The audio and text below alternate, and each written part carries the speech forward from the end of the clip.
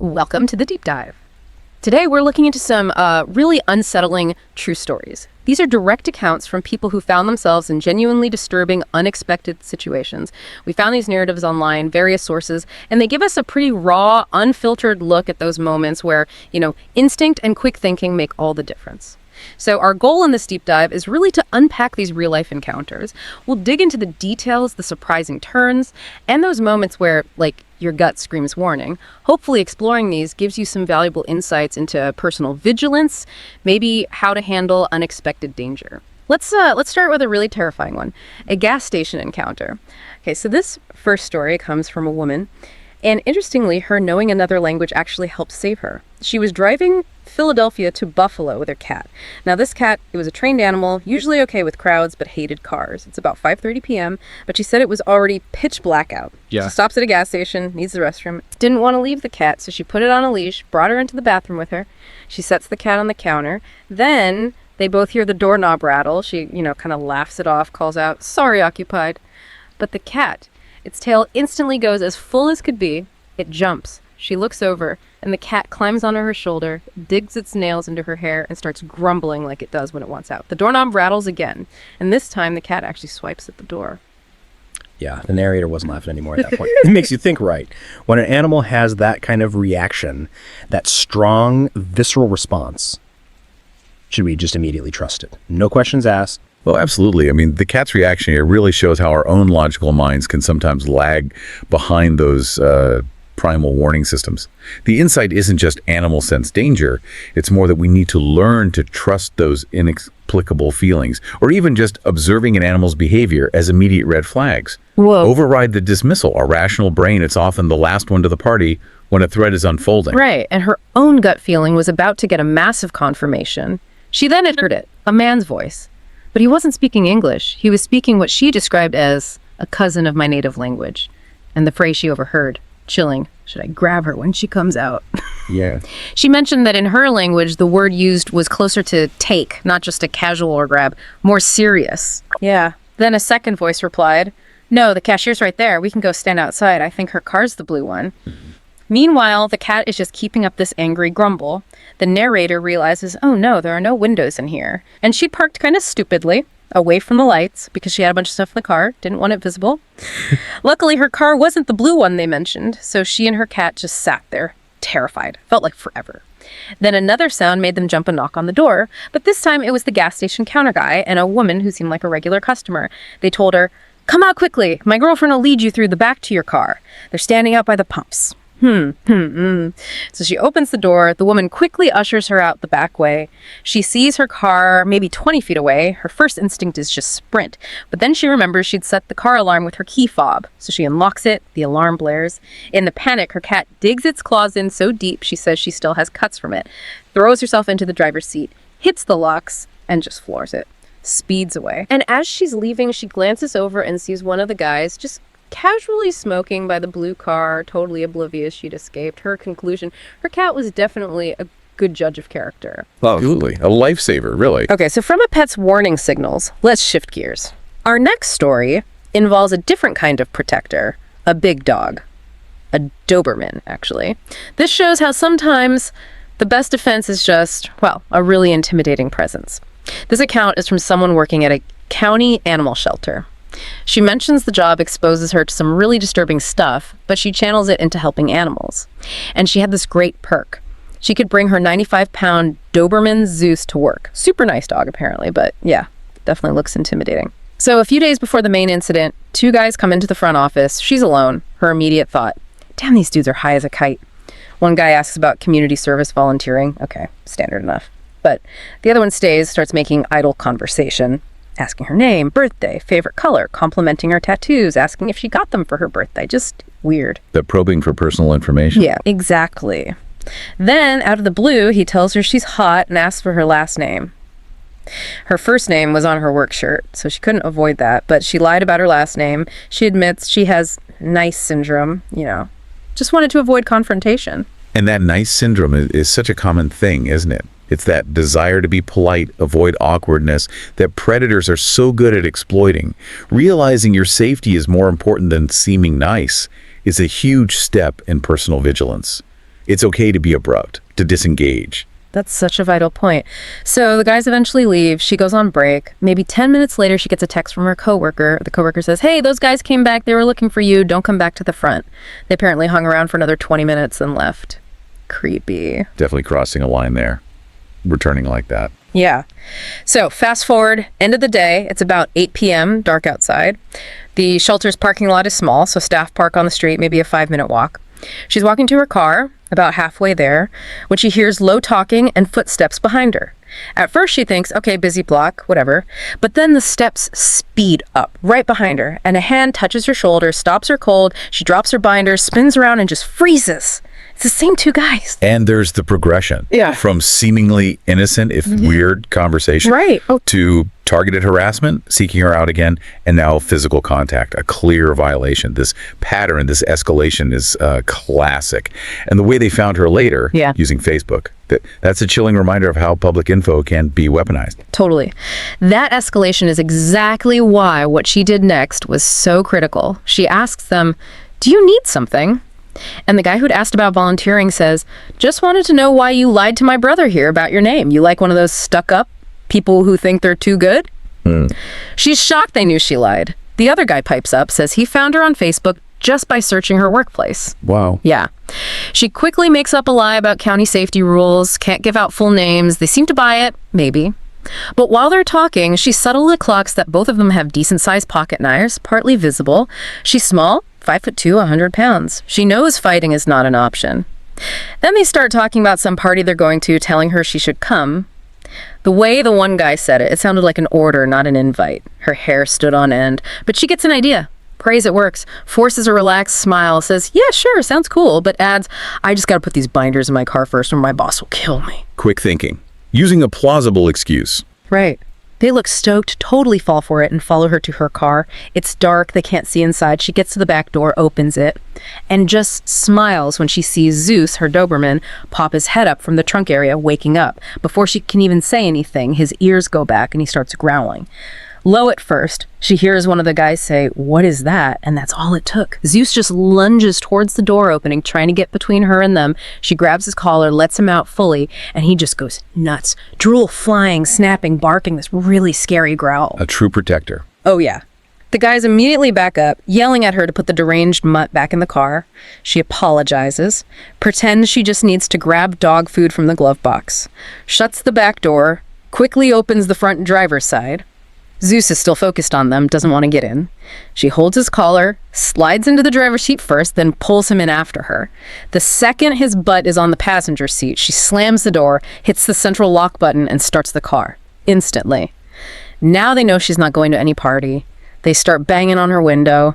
Zeus loses it in the backseat, rage mode going ballistic. She just peels out, says she didn't even care if she hit them, just got out of there, drove the opposite way home, deactivated her Facebook immediately, and yeah, her boss started working on getting her transferred. Her final message to those guys: "My dog goes everywhere with me, and I'm sure he'd love a second chance at you."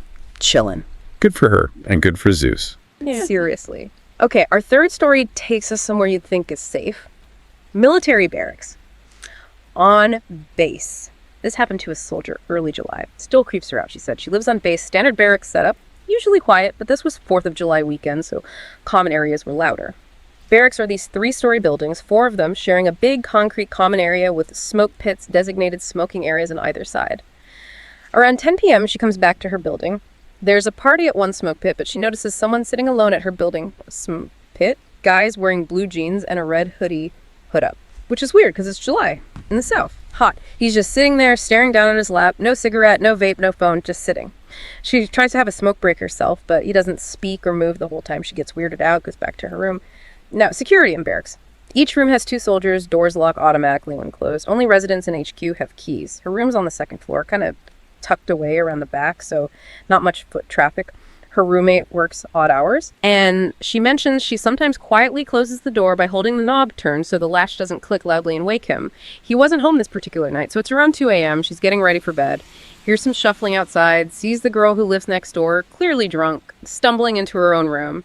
Hears that door close. About 10 minutes later, she hears footsteps walking towards her door. Then they stop, right outside. She thinks, okay, maybe it's her roommate. But there's no sound of a key in the lock. Just silence for a long moment.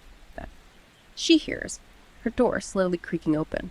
No click of the latch, no knob turning, just the door being pushed open very, very quietly. Oh, wow. That detail, the quietness, that's unnerving. Totally. And this really hits on that assumption of safety, doesn't it? Even in a place like military barracks, with specific security protocols, automatic locks, human error, like maybe not pulling the door fully shut, that tiny gap, or maybe, as she did, intentionally keeping it from latching. It creates this critical vulnerability. It just shows that vigilance is needed everywhere, even in supposedly secure zones. You can't let your guard down. Exactly. And it gets worse. The door opens fully and a man walks in, not in uniform. At first, she doesn't recognize him. Then she sees it. The red hoodie, the guy from the smoke pit. She gasps, just screams, "Get the F out!" The guy jumps, clearly startled, spins around, darts out of the room, leaps over the second floor railing onto the bushes below, and sprints across the common area. Whoa, over the railing. Yeah. She immediately calls the MPs, military police. They arrive super quick. Within minutes, they search the area, check on other rooms, and they notice the girl's room next door, the drunk one. Her door wasn't fully latched either. Weeks later, she finds out the whole story. The intruder. Not even a soldier. He was the ex-boyfriend of the girl next door. He'd been trying to follow his ex back to her room after a party. He knew she didn't have a roommate, and his plan was apparently to prey on her without anyone noticing. That's horrifying. And here's the terrifying mix-up, the vulnerability you mentioned. Why did he come into her room? Because when she was trying to be quiet earlier, she hadn't pulled her door completely shut. It hadn't latched. He saw the door slightly ajar, assumed it was his ex's room, and just pushed it open. A complete mistake, but one with potentially terrible consequences. Exactly. And the truly chilling part, his ex's door also wasn't fully closed. So if he hadn't made that mistake, hadn't gone into the wrong room, he would have walked right into his ex's room while she was, as the narrator put it, extremely drunk and likely unconscious. That is incredibly close. Way too close. She said she was glad the girl was okay, but she still gets terrified thinking what could have happened if she had been asleep when he walked into her room. It's a stark reminder, her words. Vigilance is needed no matter where you are. Absolutely. Never assume safety. Okay, one final account. This one's more recent. Another gas station story, but with a very different kind of manipulation. A sort of Good Samaritan situation gone wrong. This happened to a dispatcher driving home around 2 a.m., stops for gas, poorly lit station, empty, but in an area she said wasn't usually shady. While pumping gas, she notices a middle-aged black woman sitting on the curb across the lot. It's cold, raining. The woman's not dressed for the weather at all, just drenched. The woman sees her looking, calls out, "Hi, beautiful, I'm just trying to get home, but no one will help me." She asks for $20 for a cab. Says the ride costs $60, she only has $40. The narrator, works a job helping people, feels empathy, agrees to help, offers to use the ATM inside the station, but the ATM's broken, not working. So the narrator goes back out, apologizes, says she can't help. The woman follows her back to her car, just making idle chat. As the narrator opens her driver's side door to get in and leave, the woman walks around, opens the passenger door, gets in, and buckles herself up without any invitation. Just like that. Wow. It's just like that. The narrator's too shocked to even say anything initially, just stares as this woman makes herself comfortable in her car. And that shift, that's fascinating in a disturbing way. The immediate change from asking for help to just taking control. Her erratic behavior later, the changing stories, the boundary pushing, these are huge red flags. It shows how empathy can be twisted so fast, turning a potential helping situation into something dangerous. You're totally right. That's the heart of it. Because as soon as the woman was in the car, her whole demeanor flipped, became extremely excited, restless, orders the narrator, "Just start driving." Claims her aunt will give her money. Alarm bells are going off like crazy, but the narrator's gut says confronting her directly, telling her to get out right now, might be dangerous. Given how unpredictable she seems, maybe she has a weapon. So she asks, "Where are you asking me to take you?" The woman just says, "Just start driving and I'll tell you where to turn." Narrator holds her ground. "No, if you want me to even consider driving you, tell me where we're going." The woman's story starts changing constantly. First City A, then City B, back to City A. The aunt's address keeps shifting too.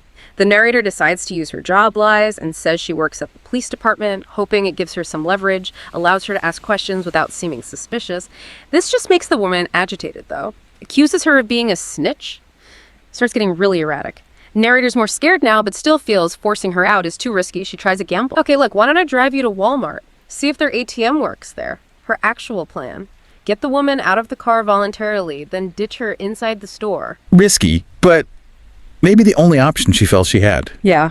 The woman actually likes this idea, calms down a bit, but the narrator describes the drive as incredibly tense. The woman's thoughts are all over the place, keep changing her story, saying weird things like, I'm glad we're friends now, I have like 5 or 6 people trying to get me, I'm going to come over to your work tomorrow so we can go and arrest them together.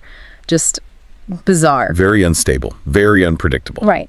They get to Walmart. The woman gets out, but only when the narrator does. Follows her towards the store entrance. The narrator says she needs to use the restroom, sticking to the plan to call the police from a locked stall. But the woman follows her right into the bathroom. And then it gets even weirder and scarier.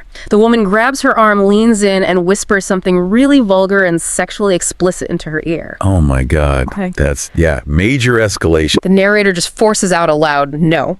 Bolts into the nearest stall, locks the door immediately. Now there's a barrier. She says loudly, trying to sound calm, you know, I have some friends at the police department who can probably help you better than I can. I'm just going to give them a call. We can figure this out. The second she mentions police, the woman starts screaming obscenities, snaps that she's leaving, storms out of the bathroom. But it's not over. Less than a minute later, she's back, banging on the stall door, yelling she left her beer in the narrator's car. The narrator just calls back, I saw you get in my car, you didn't have anything with you. Blunt truth. After that, the woman finally leaves for good. Doesn't come back. Narrator waits like 5 minutes, heart pounding, then finds a Walmart manager who calls the police. Thankfully, it was a different town's police department, which was actually a relief for her. The officer took her statement, advised caution, and mentioned they'd had a recent report of a woman matching that description, assaulting another Good Samaritan who tried to help her. Wow. So she wasn't the first. Apparently not. She said she definitely learned her lesson on stranger danger and felt incredibly lucky it didn't end worse. A terrifying lesson to learn that way. For sure. Okay, so let's try and unpack these a bit. 4 really different, really scary situations. What are the common threads? What stands out across all of them? Well, it raises that crucial question again, doesn't it? In every single one, we see instinct playing a huge role. Right. Whether it's the cat's immediate alarm or the narrator's own gut feeling telling them something is deeply wrong, prompting these critical decisions. But what's maybe most vital to grasp is the escalation. Danger rarely just appears out of nowhere, fully formed. It starts with subtle things, odd behavior, intrusive questions, boundary testing. Then it moves to clearer violations, maybe stalking, then physical threats or confrontation. Recognizing those early signs, those moments that just feel off, even if you can't explain why, that's where vigilance truly begins, trusting that feeling. Right. So translating that for you listening, what does this all mean? I think these deep dives into real stories really hammer home how important it is to just be aware of your surroundings, aware of how people are acting, and trusting your gut, even if it seems silly or irrational at the time, and having some kind of plan, even if it's just a quick mental scenario. If this happens, what could I do? How do I create distance? How do I escape? It's not about living in fear. It's about cultivating awareness, empowering yourself with proactive thought. Exactly, being prepared mentally. So maybe here's a final thought to leave you with the next time you're out, wherever you are, and something just feels a little off. What small detail might you choose to pay closer attention to? What subtle cue might make you pause and reassess before you act or interact? Thank you for joining us on this deep dive into these really unsettling true stories. We covered a lot today. Indeed. And remember, knowledge like this is most valuable when you understand it and can apply it. These accounts are stark reminders that critical thinking, trusting your instincts, and maintaining vigilance are essential tools for navigating the unexpected. They help us respond effectively when safety is challenged. Absolutely. If you found this deep dive valuable, please make sure to follow the deep dive wherever you get your podcasts, and maybe share it with a friend who appreciates digging into real-world insights and tough lessons. Until next time, stay curious, and please stay safe.